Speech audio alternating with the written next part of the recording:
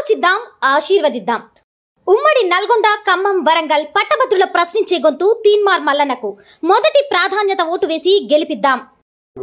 యాజమాన్యం ఉపాధ్యాయుల ఆత్మీయ సమ్మేళన కార్యక్రమానికి నన్ను ఆహ్వానించినటువంటి పెద్దలందరికీ మొదటిసారి నమస్కారం తెలియజేస్తూ, ఈ వేదిక పైన ఉన్నటువంటి గౌరవనీయులు సత్తుపల్లి శాసనసభ్యురాలు సోదరిమణి రాఘవయ్య గారు, అలాగే కాంగ్రెస్ పార్టీ రాష్ట్ర సీనియర్ నాయకులు దయానంద్ గారు, కాబోయే ఎంపీ రఘురామకృష్ణారెడ్డి గారు, రఘురామరెడ్డి గారు, రాష్ట్ర నాయకులు సత్తుపల్లి కోఆర్డినేటర్ అయినటువంటి నాగేశ్వరరావు గారు, సత్తుపల్లి వైస్ చైర్మన్ సుజలారాణి గారు, జిల్లా ప్రైవేట్ ఉపాధ్యాయుల సంఘ కార్యదర్శి నాయుడు వెంకటేశ్వరరావు గారు, రాష్ట్ర కమిటీ సభ్యులు ఇస్మాయిల్ గారు, ప్రభాకర్ రెడ్డి గారు, వివిధ పాఠశాలల కరెస్పాండెంట్స్లకు, మీడియా మిత్రులకు అందరికీ నమస్కారం. సోదరులారా,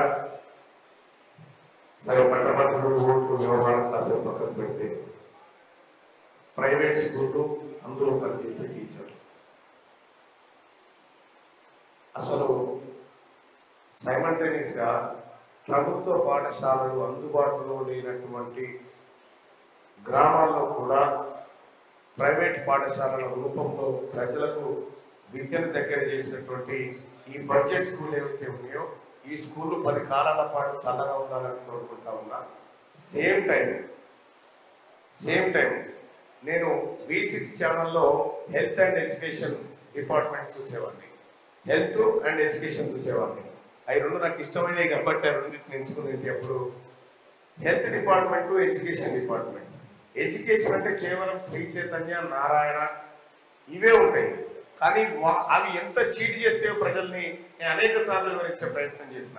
శ్రీ చైతన్య, నారాయణ అంతా బోగస్ స్కూల్ ఇంకొకటి ఉన్నాయి. ఎందుకు చెప్తా ఉందంటే, మాదాపూర్లో ఒక మెయిన్ బ్రాంచ్ అని ఉంటుంది. ఇప్పుడు 10 పాఠశాలలో ఉన్నటువంటి పిల్లలు వచ్చి బాగా చదివి ఆ 10 మందిని తీసుకుని పోయి అందులో వేస్తారు. వేసి అక్కడ శిక్షణ అని చెప్పి ఆ పిల్లల్ని ఏం చేస్తారంటే, ఎగ్జామ్స్ అన్ని రాసిన తర్వాత, ఎంట్రన్స్ రాసినాక మళ్ళీ తెచ్చి స్కూల్లో పెడతారు.